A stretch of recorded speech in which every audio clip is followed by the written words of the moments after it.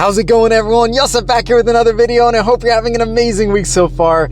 Today, you join me inside my Golf R because it is minus 20 degrees Celsius outside. And for those of you that live in Florida or in some other warm climate, let me put it to you this way. Minus 20 degrees Celsius is so cold that when you go outside, the little hairs in your nose freeze. It's that cold. So I decided I'm not going to do a car review for you today, but I am going to give you an interesting video. So today's video is going to be about when should you buy a new car? And to be honest with you, it was inspired by some current events. And I'll tell you a little bit about that in a moment. But before we get into that, if you're new to the channel, thank you so much for tuning in. I really appreciate it. My name is Yosef. I have 3 kids. I am a car enthusiast and I used to sell cars before. So if you're interested in my perspective, please consider subscribing. All right, now on to the video.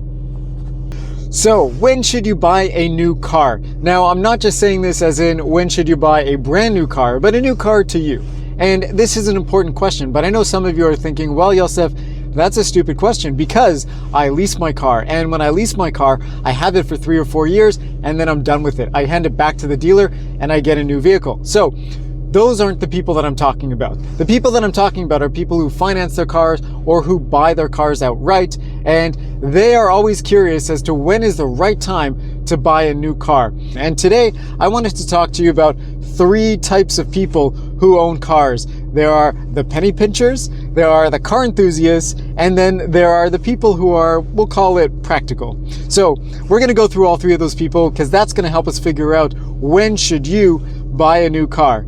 And so I wanted to give you a little context here as to why I came up with this topic, and it all has to do with a friend of mine who currently owns about a 10-year-old car, happens to be a Volkswagen Jetta, and she's running into some reliability issues. And the big question for her is, should she go out and buy a new car? What should she do? And I wanted to tailor this video a little bit to her, but we're also going to talk about those other types of people because she is one of those penny pinchers, and I think I have some good advice if you fall into those categories. So let me explain.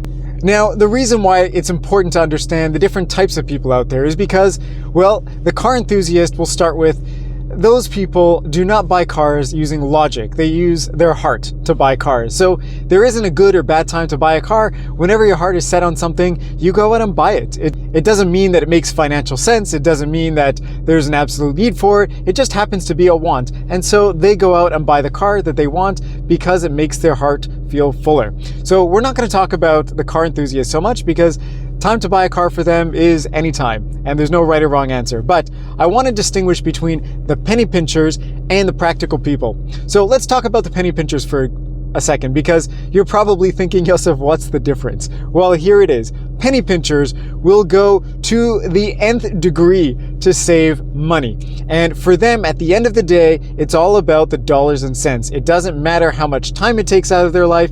It doesn't matter how practical it is. It's all about the dollars and cents. And for those people, they're buying cars to go from point A to point B, and it doesn't matter what it is or how it looks or how it drives. It's all about how much money they're spending. And if it's the least amount possible, that's a win in their book. The practical people, they think about everything else. Well, does it suit my lifestyle? Does it tick all the boxes that I need? If I buy this, will it put me out and cause grief by me having to go to the dealer all the time to fix things? They are people that think about all those other things and not specifically just about the dollar amount. It could be about dollars and cents, but that's not the be all and end all for them. So let's talk about the penny pinchers first. All right, we're gonna go for a drive to talk about this. Now, penny pinchers, I hope you're listening. I think you know who you are, but let me clarify why this is so important for you, because you may own a car and you may say, well, I don't know what the right decision is for me, but I don't want to spend more money. So I've had situations where people have come up to me and said, hey, Yosef, well, I own a car. It's not dying. I want to get a new car, but there's no reason for me to because I've paid it off or it's not costing me that much. And I don't really understand why I should spend more money on a newer car. And that is a good question because, well, for the penny pinchers, it's not about having a new car. It's about spending as little money as possible. So let's take that example of having your Volkswagen Jetta that's 10 years old and you've run into some situations now where you're paying a little bit for maintenance. You've got some suspension problems, you've got some exhaust issues, you've got some engine warning lights on the dashboard, and it's costing you I don't know, a couple grand or $3,000 to fix. And so you say to yourself, well, the car itself is only worth maybe $4,000 or $5,000. Why should I spend $2,000, $3,000 to fix the car? Doesn't make sense at this point to get a newer car. Well, the answer to you is a little more complicated than what you'd expect. So there's a bit of a calculation here, because if you're really penny pinching and your ultimate goal is to save money, you have to think about it this way. How much is a newer car going to cost you? And right off the bat, you have to remember that a newer car is going to cost you in a car payment. If you're not paying cash, it's going to potentially cost you more in insurance. It could potentially cost you more in gas. Maybe it'll cost you less if you're getting a more fuel efficient car, but there are a lot of factors that go into the cost of owning a car and upgrading. So the big question is, should you? So here's a simple way to think about it. If the car is paid off and you don't owe any money on it, all you're paying is gas, insurance, and maintenance, then you have to think to yourself, well, the gas and the insurance, let's say, is equal with the newer car that you get. So the big factor here is going to be the maintenance. How much does that car cost you to maintain every year?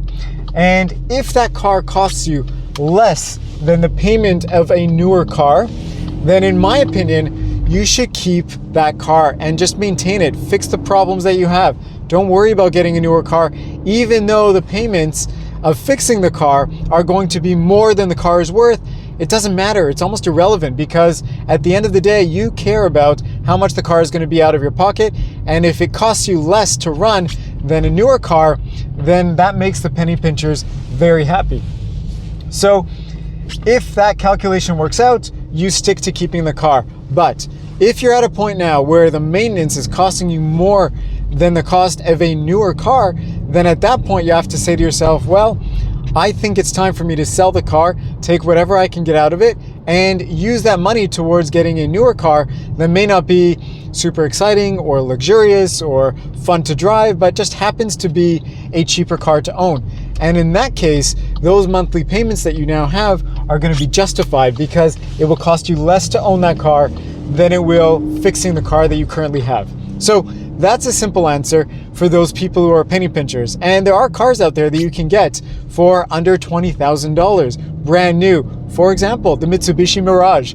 It's not a car that anybody has probably ever heard of or thinks about when they say, yes, it's time for me to buy a new car. But in Canada, the Mitsubishi Mirage is $17,000 brand new, which sounds like a pretty awesome deal, because you're getting a brand new car with a crazy 10-year warranty, plus you get something that's really gonna not cost you very much in maintenance or gas or anything else. So for those penny pinchers, either the car costs you less to maintain and you stick to what you have and keep fixing it, or you go out and you buy a $17,000 brand new car.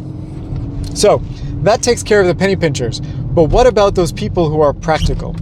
Well, practical people, they think about a few more factors other than just how much is it going to cost me to own. And the ownership part is very important, but they're not going to take a car that's going to be causing them a lot of headaches and want to keep that for a long time. If your car is leaving you stranded, if it's costing you a lot of time to go and fix and maintain all the time, the practical people are going to say, my time is more valuable than saving a few dollars by keeping this car running as opposed to getting a newer car. And those practical people have to think about, what's worth my time? Is it worth, again, spending my time fixing the car, driving it around, being frustrated, having issues with it?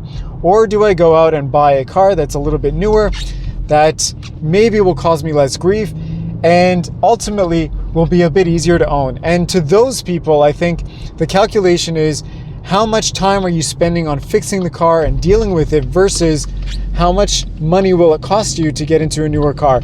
And for those people, those are the ones that come to me and say, Yosef, I don't know what to do with my car because it won't die on me, but I want to get something newer. Now, for those people, if they find that it makes sense to have a bigger car, a more fuel efficient car, a car that allows them to do things that they want to do, whether it's go on road trips, enjoy some scenic drives, whatever it is, something that fits their lifestyle better, that they enjoy and appreciate more, it may make sense for them to get rid of the older car for the newer one, even if it costs them more money at the end of the month.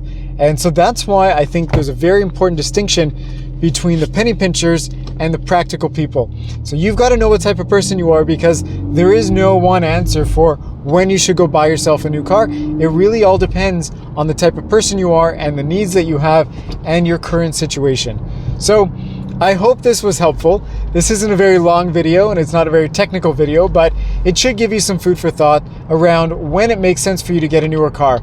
And just to sum up, the car enthusiast, you're always going to buy a new car whenever you want, because, well, that's your lifestyle. You care and love cars, and to you it's important to have the car that makes you feel special.